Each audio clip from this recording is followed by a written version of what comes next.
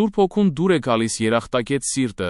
Աստծո դռներով մտեք ոչ թե տրտունջով, այլ փառաբանությամբ ու երախտագիտությամբ այն բանի համար, որ ողջ եք, որ Աստծո զավակ եք եւ որ նա ներել է ձեզ։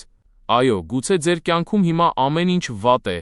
բայց դուք գոնե վստահ եք, որ մահից հետո երկնքում կլինեք։ Ձեր մեջ ապրում է Սուրբ Հոգին, դրա համար էլ կենտրոնացեք ամեն լավ բանի վրա ու սկսեք շնորհակալություն հայտնել Աստծուն։ Այդ ժամանակ ինչ-որ բան տեղի կունենա։ Աստուծո ներկայությունը գիչնի ձեր երկրպագության վրա,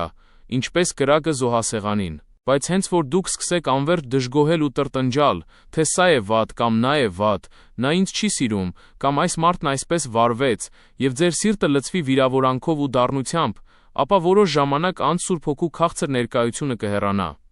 Նա ձեզ չի լքում, երբ մենք տրտմեցնում ենք նրան, բայց նրա ակնհայտ ներկայությունը հեռանում է մեզնից։ Դա նման է նրան, երբ վիրավորում եք ձեր կողակցին։ Նա ձեզնից չի բաժանվում, բայց պարզապես հեռանում է ձեզնից։